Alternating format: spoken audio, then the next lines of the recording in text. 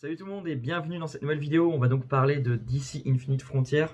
Donc c'est la première vidéo d'une série de vidéos que je vais faire en fait pour parler des sorties d'Infinite Frontier. Donc dans cette vidéo on va juste parler de ce comics là, donc un seul comics. Et après je ferai des vidéos où j'en parlerai de 2 ou 3 voire 4 peut-être, je sais pas. Pour recenser un peu les sorties qui sont parues dans la gamme Infinite durant un mois. Je ferai ça à chaque fin de mois, donc du coup je tournerai en fin de mois, donc du coup ça arrivera en début de mois pour faire un peu le bilan de ce qui est sorti en Infinite. Pour l'instant, on est là pour parler de DC Infinite Frontier. Donc, c'est tout simplement l'event qui va un peu lancer cette nouvelle ère chez DC. Alors, on va parler après de est-ce qu'en soi c'est un bon point d'entrée ce comics. Bon, pas vraiment pour moi, mais on va en parler juste après un peu plus en détail. Sinon, ça c'est un comics qui est scénarisé par Joshua Williamson et dessiné par Xermon Nico, Jesus Merino, Tom Derenick et Paul Pelletier pour comment dire, l'event, donc qui est en 6 numéros. Et après, on a plein d'autres dessinateurs pour le numéro 0 d'Infinite Frontier, qui était un numéro un peu dans l'esprit de. J'ai pris le numéro juste ici en VF, donc Justice League, non, pardon, DC Universe Rebirth. Donc c'était un peu un numéro c'est un peu un numéro dans cet esprit-là, où il va y avoir vraiment beaucoup d'artistes différents, et les artistes vont chacun en fait présenter le statu quo des personnages qui s'occupent sur leurs séries respectives. Donc, par exemple, on a quelques pages pour nous présenter un peu la Justice League de Bendis et David Marquez. On a quelques pages pour le Batman de Jorge Jiménez et James Tynion Ford, et etc. On a aussi des pages pour Wonder Girl de Joe Jones. Voilà, enfin bref, c'est un peu ce principe-là pour le numéro 0. Il y a aussi, bien sûr, toute la trame de l'event qui va être un peu développée dans ce premier numéro, donc le 0. Et après, l'event, donc du numéro 1 à 6, va vraiment se focus sur cette histoire donc d'Infinite Frontier, avec, comme vous pouvez le voir, Darkseid qui est de retour. Donc c'est un peu ça le pitch. Donc Darkseid est de retour. Il est bien décidé à mettre la main sur une nouvelle puissance pour un peu prendre le contrôle du multiverse. Barry Allen va du coup un peu mener son enquête. Il va se retrouver sur une nouvelle planète, la planète Omega. À côté de ça, on va avoir la Justice League incarnée, enfin Justice League Incarnate en VO et la Ligue de Justice incarnée, donc qui est dirigée par le président Superman, donc Calvin Ellis. Donc c'est un personnage qui avait été introduit par Grant Morrison dans Multiversity, si je dis pas de conneries. En tout cas, lui, il a beaucoup utilisé dans ça. Et voilà, et donc à côté de ça, il va y avoir certaines disparitions et des mystères autour de certains personnages, comme Roy Harper qui est revenu d'entre les morts, etc. Et puis on a aussi le retour d'un personnage, même si bon, il a été pas mal utilisé pendant les Rebirths, mais par Tom King, je parle du Batman Flashpoint. Donc c'est pas un spoil, hein, c'est pareil, il apparaît vraiment très rapidement dans le récit et il est vraiment important dans l'intrigue. Donc le Batman Flashpoint va faire son arrivée et il va être un peu, il va un peu faire équipe avec la Justice League Incarnate, comme je disais. Et voilà, et donc ils vont essayer de découvrir qu'est-ce qui se trame, et puis il va s'en suivre plusieurs bastons avec Darkseid, dont un numéro final plutôt explosif avec beaucoup de teasing, quoi. Donc ça c'est un peu pour l'histoire, j'en dis pas beaucoup plus, je vous laisse découvrir le reste, mais globalement, est-ce que j'ai bien aimé? Bah franchement ouais, j'ai plutôt même beaucoup aimé ce Infinite Frontier, ça a été vraiment un kiff de le redécouvrir en VF, d'autant qu'avec quelques petits à côté, donc les Infinite Frontier Secret Fights que j'avais pas lu en VO, et donc qui sont plutôt cool à découvrir et ont un peu nous donné un peu plus d'informations sur par exemple certains personnages comme le Superman président. Donc ça c'est plutôt cool. Et puis voilà, j'ai vraiment retrouvé ces sensations d'avoir un event qui a de l'envergure. On sent qu'il y a beaucoup de choses qui vont avoir de l'importance. Tout n'aura pas ses réponses là-dedans. C'est un event qui amène à d'autres choses. C'est pas une histoire qui va se conclure totalement. Ça, il faut quand même le prévenir. C'est un event qui appelle à d'autres choses et une grande histoire qui va s'étaler sur plusieurs années. Cette grande histoire, elle sera un peu chapeautée du coup par Joshua Williamson. C'est un peu lui qui va avoir ce rôle-là pour la période Infinite, visiblement. Pendant Rebirth, c'était plus Scott Snyder. Il y avait aussi Jeff Jones qui était toujours un peu important avec Doomsday Clock, tout ça, mais au final, c'est plus Scott Snyder qui a eu un peu ce rôle pour les gros events, tout ça chez DC pendant Rebirth. Et pendant les New 52 et DC Renaissance, c'était du coup plus Jeff Jones qui avait ce rôle-là, avec Forever Evil, Darkseid War et ce genre de choses. Et donc là, pour Infinite Frontier, visiblement, ça sera Joshua Williamson. Donc moi, j'avais bien aimé ce qu'il a fait sur Flash. Et là, franchement, c'est génial ce qu'il fait sur Infinite Frontier.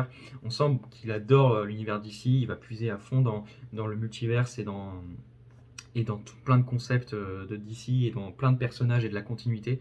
Donc si vraiment c'est quelque chose qui vous fait plaisir, quoi, je pense que c'est c'est un peu quelque chose, un kiff pour pas mal de lecteurs d'ici, enfin de lecteurs de comics en général, quand on fait un peu appel à la continuité de manière intelligente et plutôt bien foutu, bah, ça fait toujours plaisir quand on est fan et là ça marche à balle. Franchement c'est hyper plaisant à lire et j'ai un peu voilà, un feeling d'un event un peu à la Crisis on Infinite Earth, ce genre de choses en lisant Infinite Frontier. C'est un peu un event dans cette vibe là, je trouve. On est vraiment éloigné de ce que faisait Scott Snyder avec Death Metal, tout ça. Alors moi j'ai bien aimé aussi, mais voilà, là on est sur quelque chose d'un peu plus je vais pas dire terre à terre parce que ça reste des comics, il y a plein de concepts un peu fous, etc.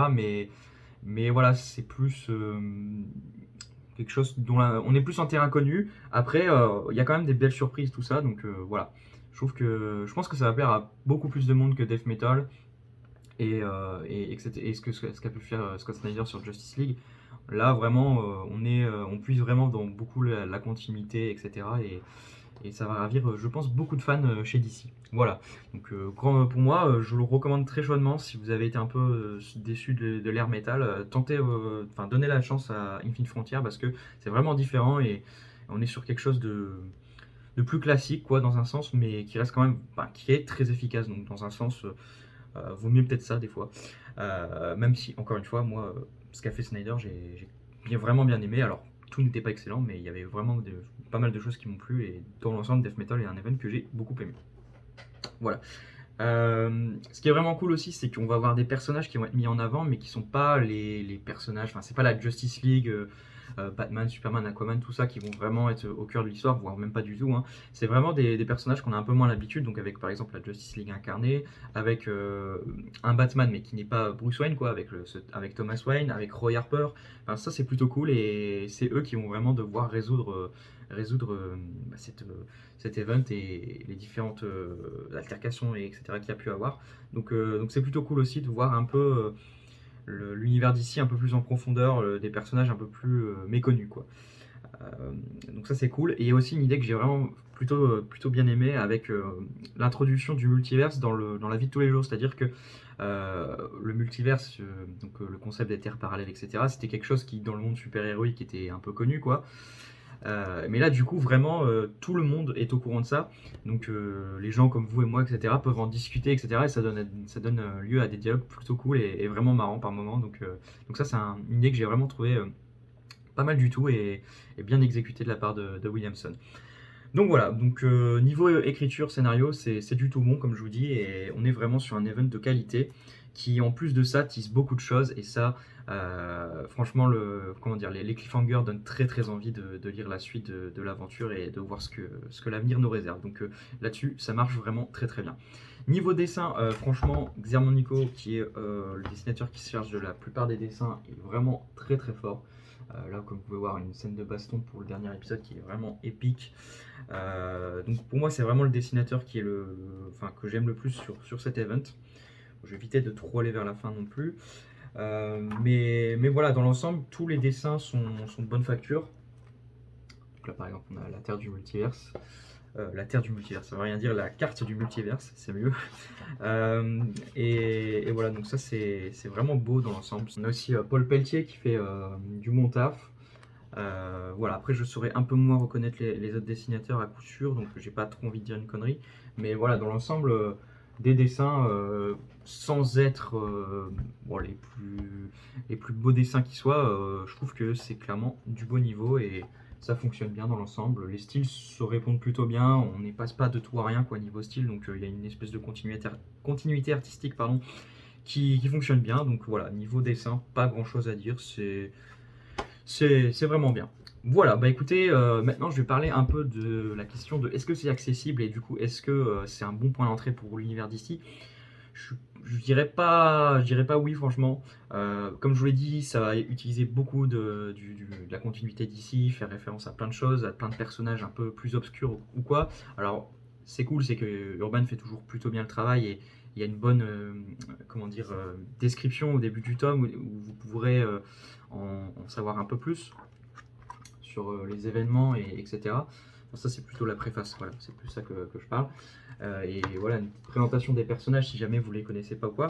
Mais voilà, ça va être quand même, je pense, être un peu compliqué de tout saisir. Après, ça reste vraiment un bon event avec de l'action, des péripéties, ce genre de choses, des retournements de situation, voilà, ça fait le taf et je pense qu'on peut quand même bien rentrer dedans. Mais voilà, pas le plus accessible. Clairement pas le titre le plus accessible pour commencer d'ici. Ça vous parlera peut-être pas beaucoup de commencer avec ça. Par contre, je pense qu'après, vaudra mieux pour la gamme Infinite, si vous voulez commencer, prendre les tomes 1 des personnages, donc par exemple Batman, Wonder Woman, etc. Là, pour le coup, ce sont vraiment de bons points d'entrée. Et alors, bien sûr, voilà, forcément, à chaque fois, on puisera un peu enfin, les auteurs puiseront un peu dans leur univers respectif, mais je pense que ça serait un peu plus accessible, quoi. Mais ça, on en parlera du coup dans les vidéos où je ferai des bilans sur les différents tomes qui sortiront. Voilà, bah écoutez, c'est à peu près tout pour DC Infinite Frontières. Franchement, un bon coup de cœur que j'ai beaucoup aimé, j'ai kiffé le redécouvrir en VF. Franchement, foncez, si vous adorez l'univers d'ici, je pense que vous allez vraiment prendre votre pied, donc allez-y. Et puis voilà, n'hésitez pas à donner votre avis dans les commentaires si vous l'avez lu, est-ce que ça vous donne envie, si vous l'avez pas lu, ce genre de choses. Et puis bah, on se dit à très bientôt pour une prochaine vidéo. D'ici là, prenez soin de vous, salut tout le monde.